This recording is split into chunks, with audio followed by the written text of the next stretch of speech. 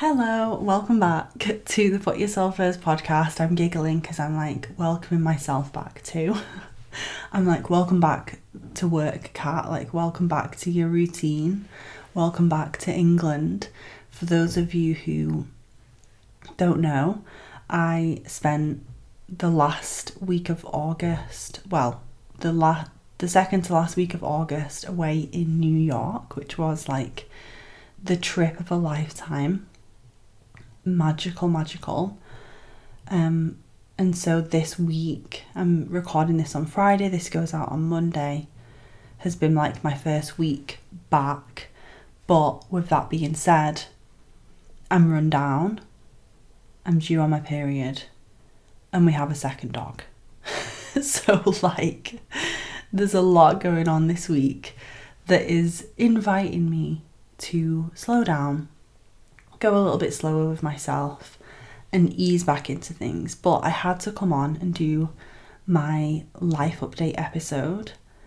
I knew this one was going to be exciting, but I didn't realise how exciting it was going to be. I thought I'd just be chatting about New York, but I did in fact get engaged in New York, so that was magical. It wasn't unexpected. I definitely had an inkling. I think most women do that I've spoke to who've been proposed to. They've kind of picked up on subtle little vibes or like little changes. And even in Central Park, when Adam asked me, I was like, he was looking behind us loads, and like I could tell he was just like waiting for the right spot. So that's really exciting, and I feel like it's not fully sunk in yet. And I think a big reason why I feel run down this week, and why honestly I've just felt like being in that hermit mode, is like post New York, post engagement, come down of this like integration period where I'm letting it sink in.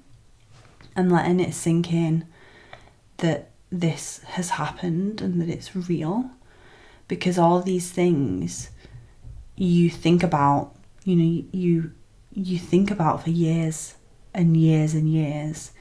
And so when they happen, and this applies to any manifestation, right? A job, a milestone in your business, having a family, buying a house, whatever it might be, going, traveling to a certain place. You think about this thing for so long, and then it happens, and there's this period of integration where your nervous system is calibrating to accept and fully receive this new thing, even if it's an experience like a trip. Your mind has visualized it for so long. Now your body is experiencing it in the present moment, in your reality. And there's that matching up that needs to happen, where it's almost like I've pictured this happening for so long, and I've pictured it being real and happening in real time, because that so much of manifestation is seeing it, feeling it, experiencing it as if it's in front of you, as if it's already happening. I've done that so often, and now it's happened, like past tense, right? And there's this period where there's this grounding and integration that needs to happen, where you're essentially calibrating to a new level, like a new era, if you will. And so many of those big milestones, even a trip, can change you. Like, it changes the trajectory of your life. It changes who you are. Like, even taking, say, New York, the version of me before going there and the version of me coming home, like, they're two different people. Because when something that is so viscerally expansive for you and your energy and has been on your vision board for years, when you're experiencing that, you are not the same person. And I'm just going really slowly with myself and really sitting with receiving it, receiving the celebratory energy, receiving congratulations. You know, at the airport, we sat and looked through every single one of our pictures that I took in New York, telling people about it. All these things just help it to feel really alive and really real. So that's a great thing to consider if you have gone through a big change, whatever that might be. If you have received or manifested something that you've thought about for years, hold in your mind, in your awareness, that energy of integration. And celebration is integration. Celebrating that you've received it, that you have it, or that it happened, you experienced it, whatever it is, it's going to help your body feel that it's your new normal, essentially. And I think a big reason why I feel run down this week, I mean, there's multiple things. I have been on a long haul flight overnight and slept like 2 hours. And I think that always will throw off your immune system. I'm in my luteal phase, so I'm due on like literally tomorrow by the time I'm recording this. And I just think it's like the nervous system, it's a shock to the nervous system. And this throws in Bella into the mix, our second dog that we got last weekend, because it's like 3 huge things that I've thought about for years and years. You know, before, when we got Benji, I'd always said we'll get a second dog. And for those of you who have beagles or no beagles, they come better in pairs. They're a pack breed, they're a pack hunting breed. So they thrive in a pack, like they thrive with other, specifically beagles, but other dogs around them. And I'd thought about that for years. I'd obviously thought about New York for years. I'd obviously thought about getting engaged for years. And it's all happened in the space of 2 weeks. So my body is just like, what the fuck is going on? And we don't talk enough about that, because I think some people feel some sort of come down. For me, it's like feeling run down. For others, it might be feeling low. I've definitely had lower energy this week, but that could also be because I'm ill. But we don't talk enough about that lull that can happen when something amazing has happened.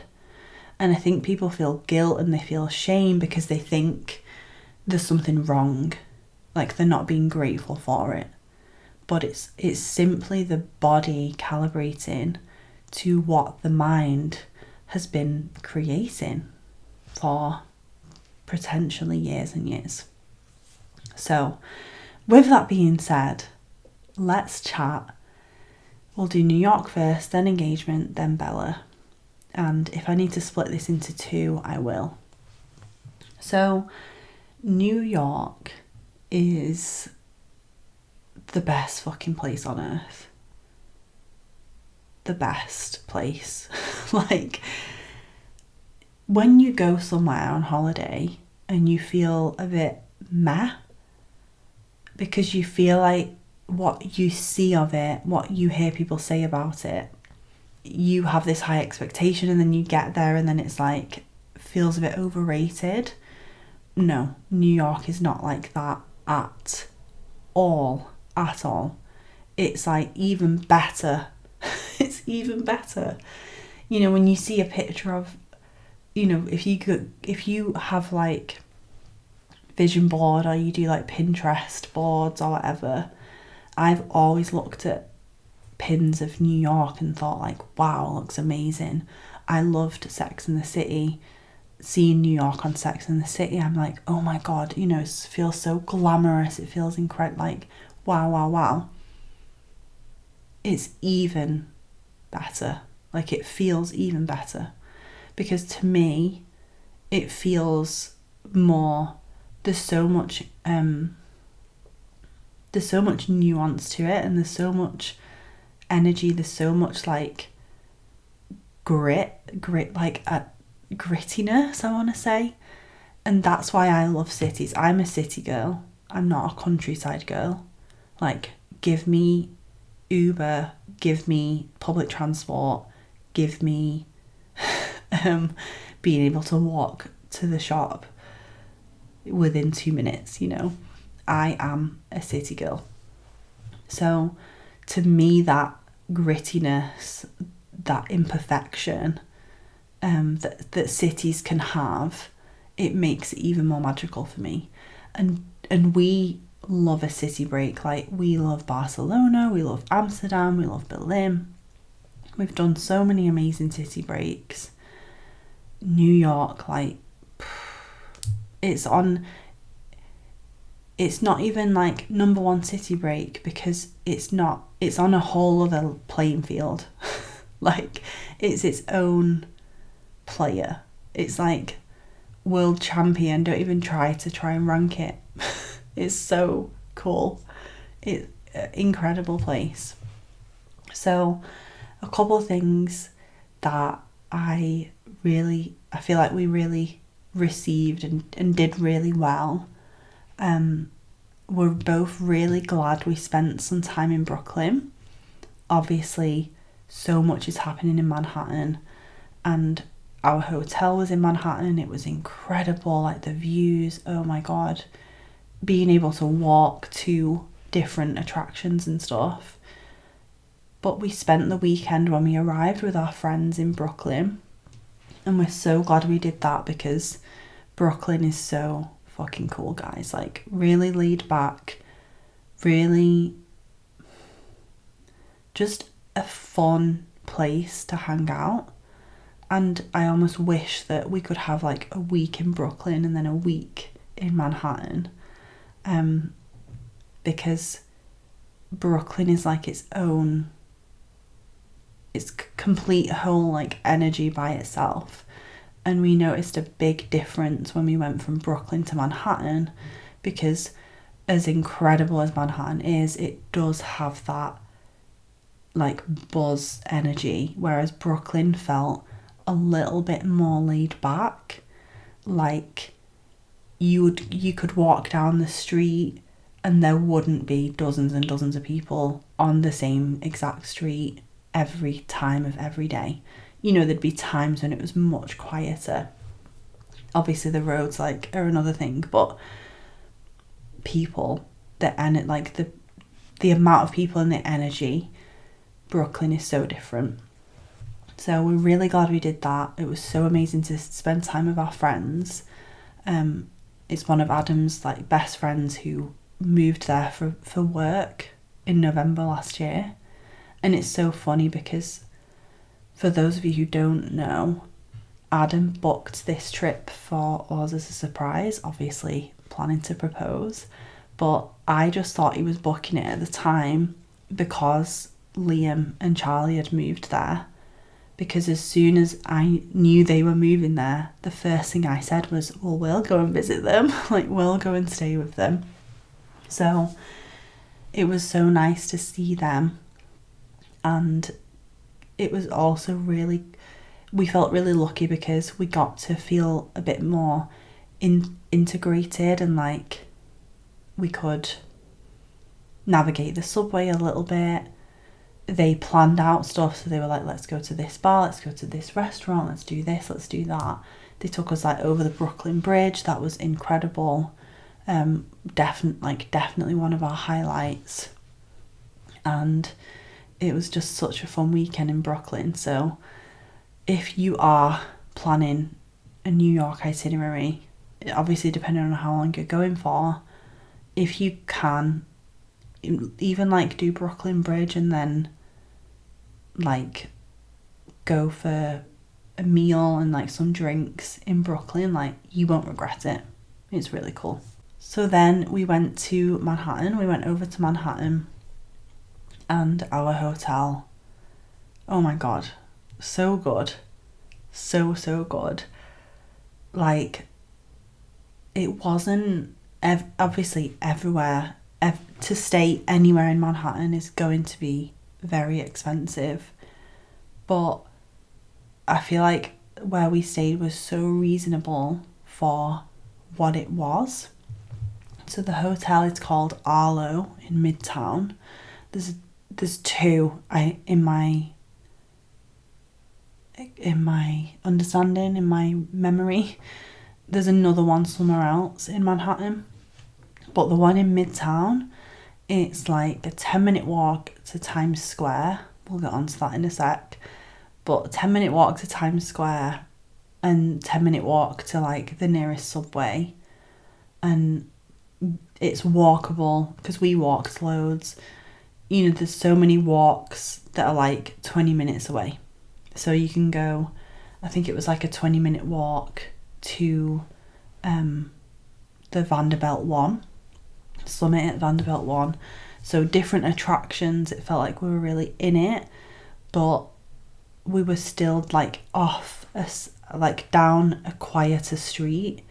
So it was perfect because we weren't like in a really, really busy bit, but we were able to walk out without spending too long navigating, like, you know, needing to get on the subway and go half an hour to get to anything. So perfect. And the view was gorgeous. Like, we checked in and we were like, wow, because you basically can pay, there's like standard rooms and then you can pay for the city rooms. Get the city room if you're staying there. It's so worth it. We were a corner room as well, so we had like one of the best views because you don't have another room next to you in the building. And it was daylight when we checked in, and I was just in awe. But then when we came back later that night, oh my god, like, to see New York at night lit up, it literally feels like you're in a film. Someone messaged me and said, do you feel like it's surreal or something? And I said, yeah, I feel like I'm in a movie, like 24/7. So that was checking in, and I don't want to like reel off our whole itinerary, but what I will say is New York is expensive but worth it. And this brings me on to like a money mindset, abundance thing, because when I was in Tulum last summer, or last spring I should say, because it was April, I felt resentful. Like, by the end of the week I felt resentful because I was spending more than I was used to on basically everything, because it's an expensive place, you know, in the grand scheme of things. Like, it's mental that it's like $15 or $20 or whatever for a iced latte, you know.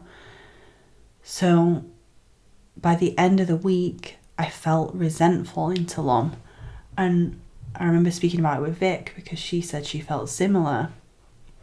And the reason I feel that is when it's not, I don't value it. And there's this thing with abundance mindset, right, where it's just like, oh, just, you should feel really good, spending money. Otherwise, you're in scarcity mindset if you're like moaning about something being expensive. And I get that perspective. But I also feel that abundance mindset is knowing, it's like feeling good about the purchasing decisions you're making, because it's okay to not feel good about paying for something because in that moment you don't value it and you want something different. To me, that's having your standards. Like, to me, that's having high standards. And I personally felt that Tulum as a place, I think 10 years ago, it was probably a stunning, beautiful location. I think Tulum now, how Instagrammable it is, how Instagram like influencer takeover it is, I felt like it was overrated, basically. New York is not one of those places. Like, it is as good as it you think it's going to be. And so we found ourselves having like the time of our lives, spending a lot of money, but still, like, I felt incredible the whole time. And if you were to compare, you know, even like monetary, there was probably a lot of things that cost the same, but I felt amazing buying it because I valued the experience I was receiving. And I think that is such a good key for like money mindset, because so many people spend on things that in their heart of hearts they don't value, like they don't care. But abundance to me is curating a life where you are receiving experiences or products or services in exchange for the money you're spending for that, and you feel really fucking good about it. Because yes, I could say, you know, there was a version of me 5 years ago that wouldn't have been able to afford to go on holiday in New York, and you know, that's abundance mindset, and absolutely that comes into it. And it's also the fact that New York clearly is my place, like my kind of place, and putting myself in a space where I am thriving, where I am excited, where I am lit up and loving every second.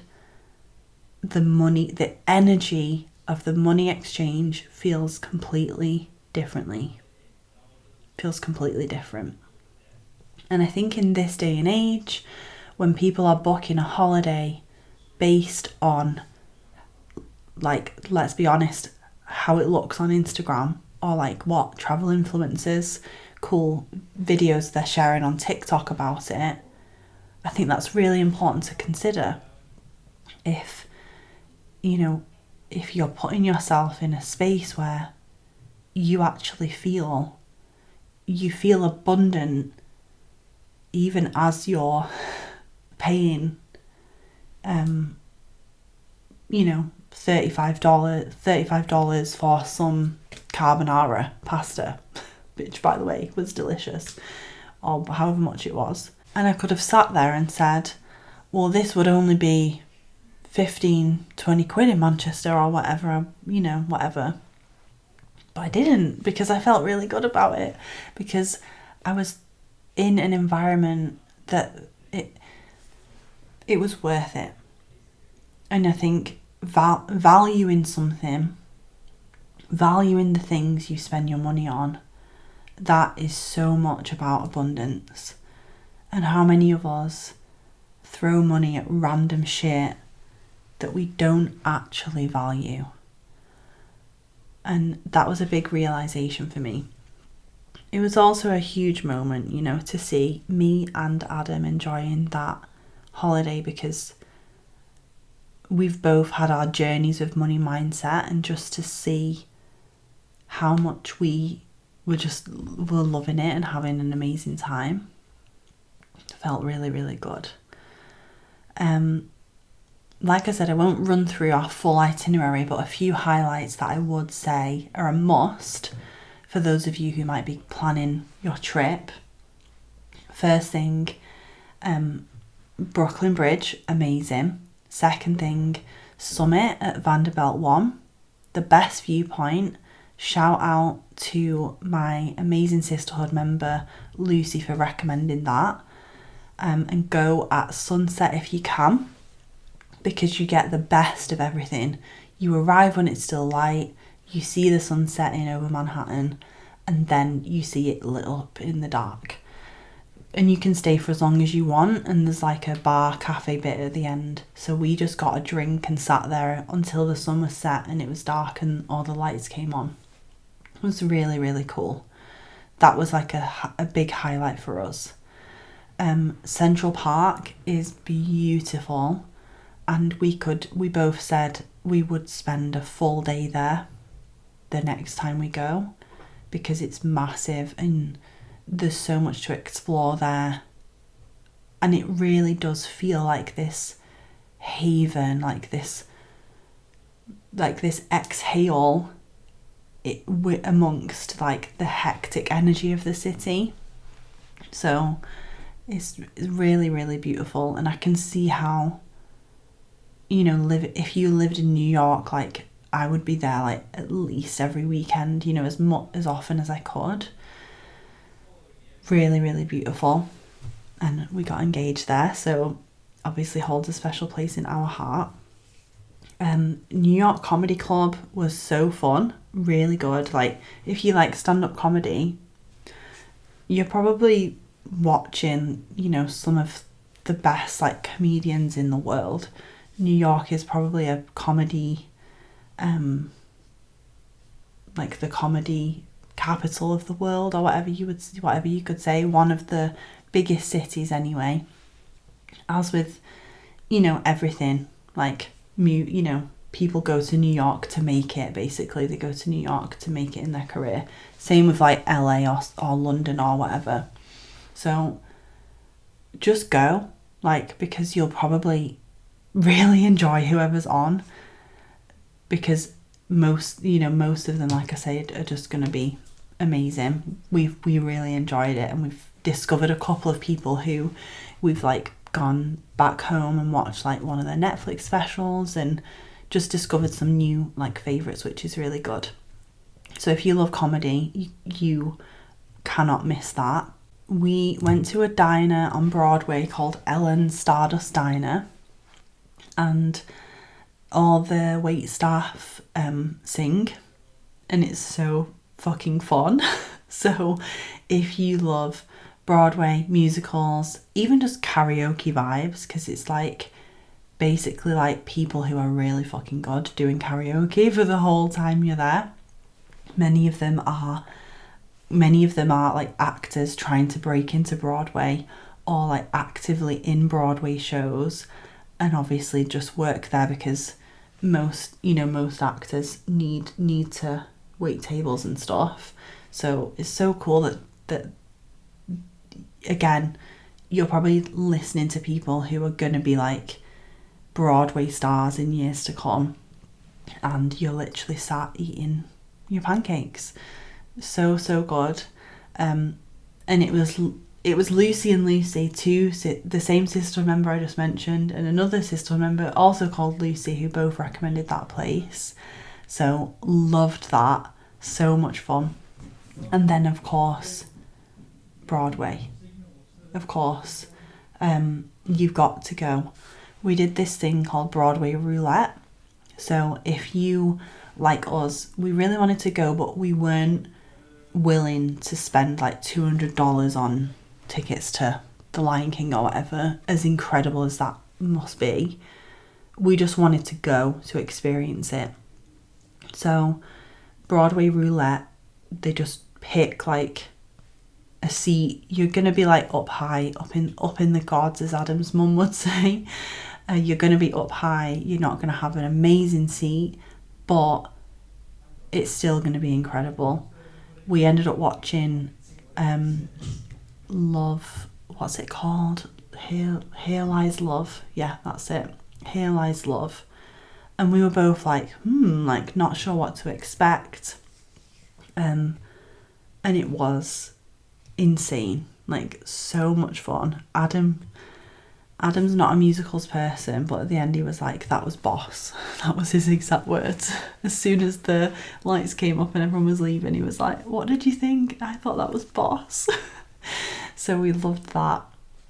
So yeah, those are our main highlights for those of you who are curious and planning your trip. So engagement. I'm going to chat engagement and then I'll do a part 2 and talk about Bella. So we got engaged in Central Park. I had an inkling because I could tell. First of all, that was the only morning that we didn't really have an itinerary. We had a boat trip booked for like over the lunch, just after lunch. And Adam was just like, yeah, we'll just go to Central Park. And it was really vague, and I was thinking, right, I'm just going to let him lead, feminine energy and all of that. Just let him lead, like, let him figure it out and do whatever. So we got bagels from like a cafe just by the park. It was like a 5-10 minute walk into the park from where we got off the subway. Enjoyed those, like sat on a bench, like I said, that serene, like just gorgeous, like exhale inside of the city.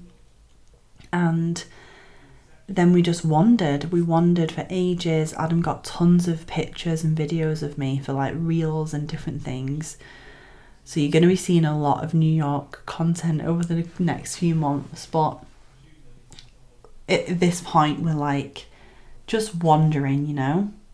And I'd started getting that feeling that it was about to happen, and I could tell that Adam was like looking behind him, looking behind himself, looking around, like basically seeing how busy it was, who was around, because we both had always said we personally wouldn't choose like a public situation because we wanted it to be about us, and we wouldn't want other people, you know, screaming and clapping. And as cute as that, like as well intended as that is, it would take away from the experience for us. So we were wandering around and we were like, oh, let's go down this path. And I didn't think anything of that at the time, because Adam always has this thing where he must explore like the most random path possible. So he'll just be like, oh, let's go this way into the forest. And we've never been there before and we have no idea where it leads. And I'm just like, sure, whatever. Because it clearly amuses him to explore random unwalked paths. So that's what we were doing. We ended up down by, I don't know if all of the lakes have boats, but there's one particular boating lake that we saw. And I was like, oh, should we get a boat? But we decided against it because it was like direct sunlight and it was so hot. It was like over 30 degrees that day. We were already so sweaty and we were like, yeah, it's not. And he told me later he'd considered getting a boat and he was too scared to, because he was scared that I was going to see the ring box because he would have had to take his backpack off. He said he was scared that he would get down on one knee and then like drop the ring and all this other stuff. So bless him, he'd already thought that would be cute, which it would have been, but too many logistic nightmares that could happen. So we were walking down this really quiet path by the boating lake, and someone was playing music, like there was a musician, like a busking musician in the distance, and he just said cat, and I turned around and he was on one knee. And it was weird because I knew it was going to happen. Not in that exact moment, but I knew it was going to happen that morning. But when it did happen, like, I was so shocked. We were both just laughing. Like, Adam had tears in his eyes. And we were, like, hugging. And he was like, he said, I'm so happy. And he was just, like, he just grabbed me and, like, would not let go of me. Like, I had my makeup, because we were so sweaty. I had makeup, like, all over his shirt, because he had a white t-shirt on. And I looked in the mirror later, and there was, like, patches where it had come off, because we were just, like, melted into each other. And we were both just giggling. Like, it was like a what the fuck is happening laugh.